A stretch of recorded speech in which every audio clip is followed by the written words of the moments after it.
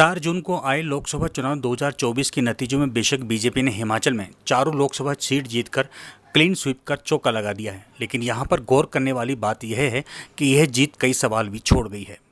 इस सवाल पर बीजेपी को चिंतन करने की ज़रूरत है, क्योंकि ये अंतिम चुनाव नहीं है, भविष्य में अभी और भी चुनाव होने हैं। हाँ, ये ठीक है कि हिमाचल में 2 सीट ऐसी रही जिन पर देश भर के मीडिया की नज़र थी। इस चुनावी रण में पूर्व सीएम जयराम ठाकुर की साख भी दांव पर थी। खैर, साख बच गई और जीत का चौका भी मार दिया, लेकिन ये जीत जो सवाल छोड़ के गई है उस पर चिंतन की आवश्यकता है। मैं यहाँ पर यह भी कहना चाहूँगा कि बीजेपी, विशेषकर प्रधानमंत्री नरेंद्र मोदी ने अपने 10 साल के कार्यकाल में विश्व पटल पर भारत की जो इमेज बनाई है, हर विकसित राष्ट्र ऐसे ही भारत और नरेंद्र मोदी का मुरीद नहीं हुआ, लेकिन इस घटी वोट प्रतिशतता पर चिंतन की विशेष आवश्यकता है। बीजेपी ने बॉलीवुड क्वीन कंगना रनौत की लोकसभा के रण में मंडी सीट से एंट्री कराकर देश भर की हॉट सीटों में सुर्खियों में ला दिया।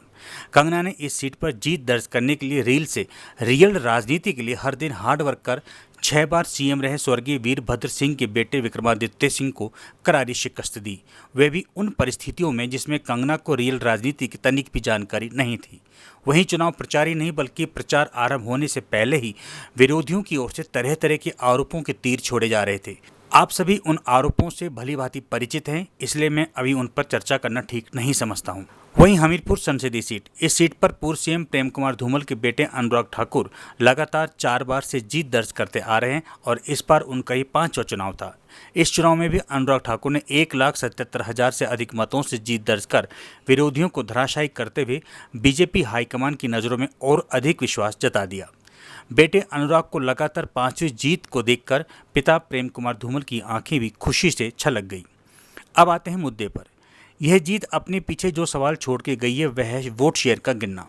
चुनाव आयोग की ओर से जारी आंकड़ों पर गौर करें तो हिमाचल में लोकसभा की चारों सीटों मंडी, शिमला, हमीरपुर, कांगड़ा में बीजेपी का वोट शेयर 56.54% रहा, जबकि 2019 के लोकसभा चुनाव में बीजेपी का यही वोट शेयर 69.79% था।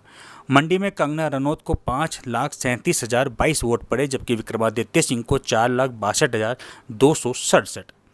पहली बार चुनाव मैदान में उतरी कंगना रनौत ने शहजादे को हराकर अपनी सियासी पारी की शुरुआत कर दी।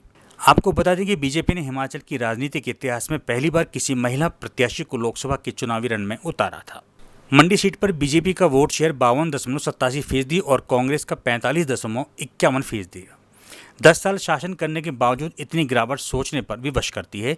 अब यदि यहाँ पर कांग्रेस के प्रदर्शन की बात करें तो इन चारों सीटों पर मिली करारी हार के बावजूद वोट शेयर में सुधार हुआ है। वर्ष 2019 के चुनाव में कांग्रेस का वोट शेयर 27.53% था, जो 2024 के लोकसभा चुनाव में बढ़कर 41.67% तक पहुँच गया। कांग्रेस के वोट शेयर में 14.14% का इजाफा हुआ।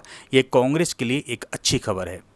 यहाँ पर अगर हम अनुराग ठाकुर के प्रदर्शन की बात करें तो राजनीति में आने से पहले अनुराग ने क्रिकेट में हाथ आजमा कर एचपीसीए के अध्यक्ष तक का सफ़र ही नहीं किया, बल्कि धर्मशाला का नाम भी रोशन किया।